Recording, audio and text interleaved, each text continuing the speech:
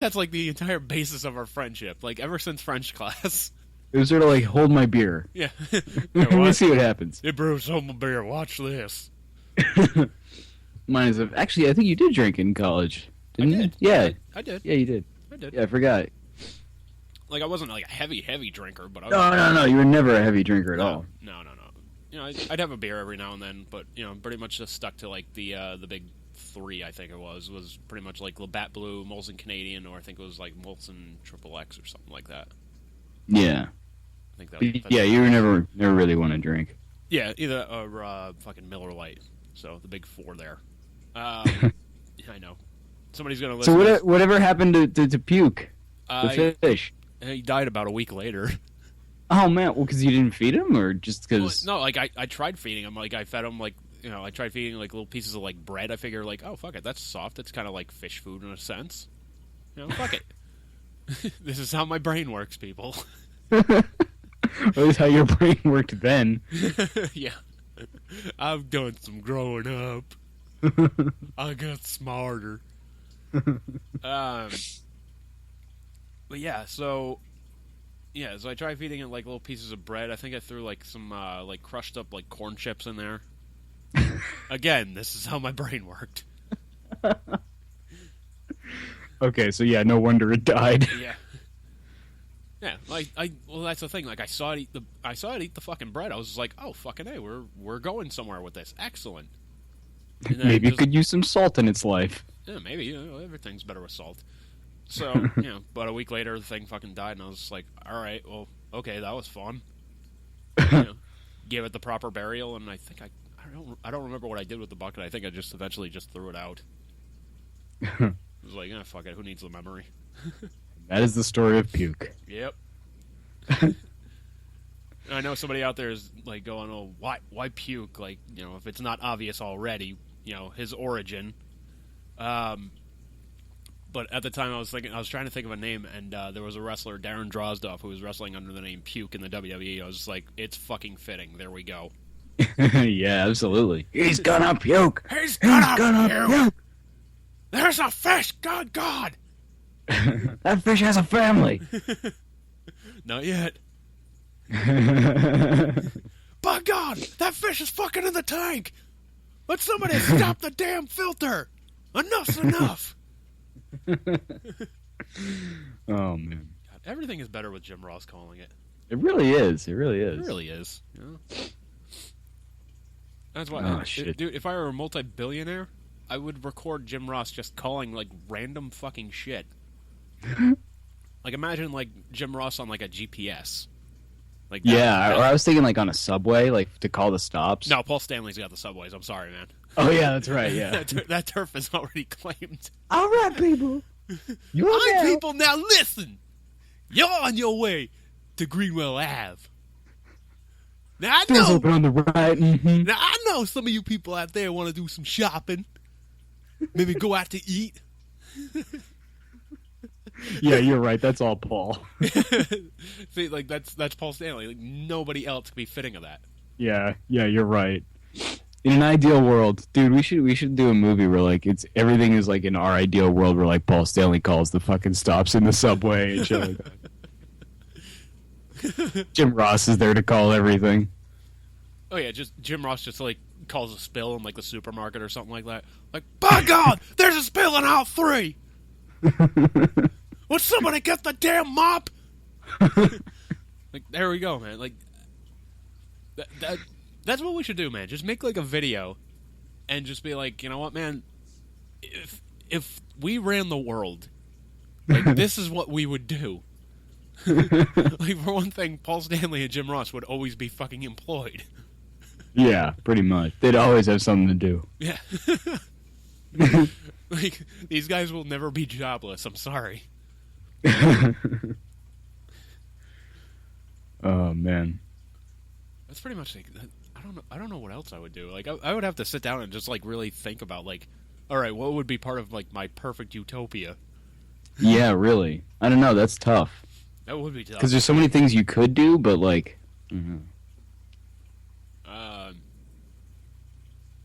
shit. You know what, man? Part of me would go like the Wonka route and have like Just have a scary boat ride in your house.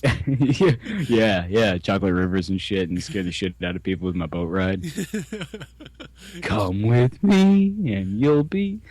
There's no earthly way of knowing. Yeah. Like, oh fuck, here he goes again. God damn it, Bruce, you did this again last week. Come on, give me something new here. It's required to get into my house. Shut up. Like, did you not hear the doorbell? I'd make that my entrance. Like, you'd have to get into my house through the creepy boat ride. Like, the only way into my house is through the creepy boat ride. Yeah. And usually it's just like a weird, like, virtual reality kind of thing. I'd be okay with that. I'd be okay with that, too. I mean, it is my house, so fuck it. Yeah, fuck it. It's your house. If it's your house, you have fuck you money. There you go. Exactly. I kind of want it to be a little bit like the Bruce Wayne mansion, you know? Yeah, have so your own, there's like a bus with a button, so you can like do the fireman pole down into the next level. I don't know if it would be like the Batcave, but Batman has the Batcave. I'd have my own little shit. I don't know what it would be though. See, that's the difference between you and me. You would have the pole. I would just be like, hit a button, and like my chair just like kind of reclines a little bit, and I just slide down this like long like slide. Oh, you do like the Val Kilmer way. Yeah, like because I was like, all right, that's fucking dope. I dig that. Oh, see, I was going more Adam West. Or who's this? Who's Burt Ward? Was that Ward. it? Yeah. Yeah, Burt Ward. Indeed, old chum. We've got a couple of poles we have to slide. Or I guess a curly slide would be kind of fun too. Like press a button and a slide appears, but it's like twisty. Yeah, like like the Val Kilmer thing. Like that again, that would be fucking dope as hell. Was that twisty though? I thought he just like kind of went straight down. I don't know. The George Clooney I thought it was just like it dropped and he was like boom, he went down. And... I don't know. I think the George Clooney one might have been the twisty one. I don't know. But, well, it was Joel Schumacher, so probably. I don't care to go back and watch those movies to find out if I'm right or wrong. So fuck it. Holy rusted metal, Batman. Well, it's holy. It's rusted. It's like, yeah, it's like, why are you here? Oh, so dude, we kind of briefly touched on wrestling, and it seems like every time we podcast, we kind of touch on wrestling. But I don't know about you, but I watched the Royal Rumble, so I got a free subscription to WWE just to try it again, which I'm going to cancel. But yeah, but I did it mostly because I wanted to watch the Rumble, and I watched it. I watched the Rumble as well. What did you think? Wow, they pissed off a lot of fucking people and went the safe route. Yeah, well, I was just sad that there were no real, like, surprises. I mean, I guess there were surprises for people who were, like, really hardcore wrestling fans, but the people who were in it that people were shocked by, like that 10 motherfucker, don't know who that is. But, like, I was expecting something way bigger and cooler. Yeah, I was expecting, like, at least, like, one legend kind of, like, make his appearance and whatnot. Yeah, like Kurt Angle, or, I mean, they started talking about how they were talking with Rey Mysterio, so I was thinking maybe, I saw a couple of Rey Mysterio masks, and they were talking about him. I was like, fuck, Rey Mysterio's going to make an appearance, maybe even win. Yeah, maybe, But then, nothing. No Mysterio, no Kurt Angle. I thought the smart move would have been to have Jerry Lawler get in there for a little bit, like, continue that thing with Ziggler, because, like, Ziggler, like, kicked him in the fucking chest to try and be a heel and whatnot. That would be pretty dope. Like although Lawler's got to be careful. Lawler's got to be careful, yeah. But it's like, he gets in there, he gets super kicked right out, or he gets like a shot at Ziggler, and Ziggler fucking like eliminates him. There we go. Sort of like they did in, what was it, like the '97 Rumble, where he was like calling the match, and then like the buzzer goes off as his music hits. He's like, "Hang on a second," and he puts down his headset and he goes in the ring and he gets kicked out and comes back and finishes the sentence or whatever. Yeah. Goes back to commentating. Yeah. That would be kind of a cool nod to that, because they were doing kind of a lot of nostalgic kind of things. They were talking about like past, like records and shit, and that was kind of cool. Never mentioning Benoit at all. Like, yeah, well, I mean, they can't. Yeah, it's like only 2 people have ever won from the #1 spot. That was Shawn Michaels back in whatever fucking year it was, and then they just keep going. Like they don't mention fucking Benoit at all. Like. It's like I kind of chuckle every time something like that happens, because I'm like, I know who the other one was. Yeah, it's kind of too bad. Yeah. But they won't do that with like Snuka. I mean, not that Snuka has any like records, but they'll never not acknowledge Snuka, even though he probably killed that chick. Yeah. Yeah, they'll still acknowledge Jimmy Snuka. Obviously, they did when he passed away. Mm-hmm.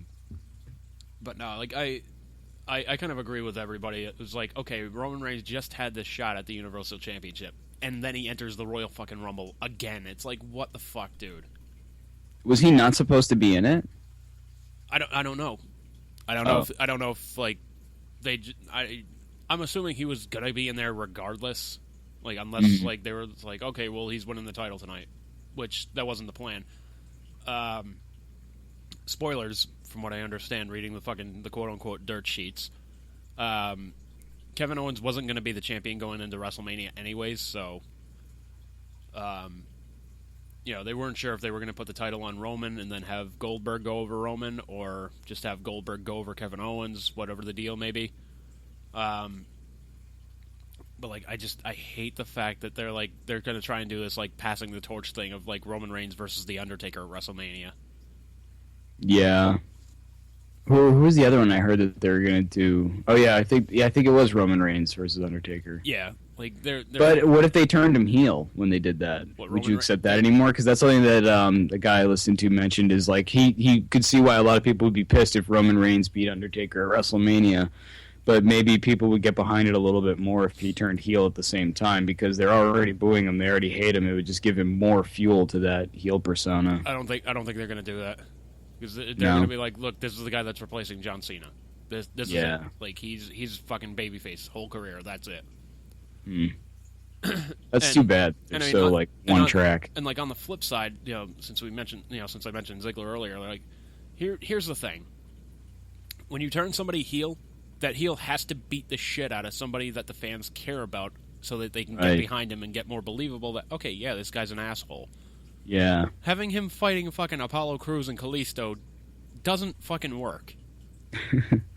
That's something even the guy I listened to says as well, is that like he keeps beating up these people that like no one gives a shit about. Like you said, he has to beat someone like, I don't know, Kevin Owens or something, or Jericho, or I don't know, someone more like someone bigger name, someone that the fans really like.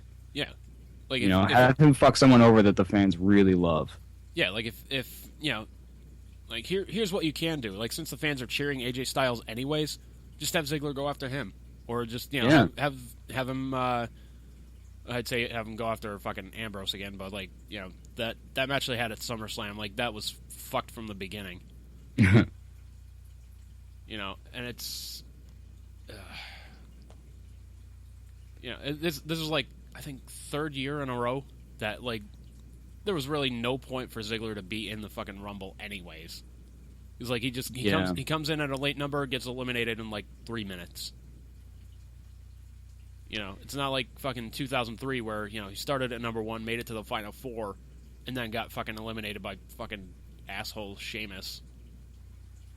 I mean, let's put it this way. Shit is really no better or really any worse than it was back in, say, like, the 90s or 80s or any other time, because you had a lot of this same shit going on where people would do stuff, or the company would do stuff that no one really liked.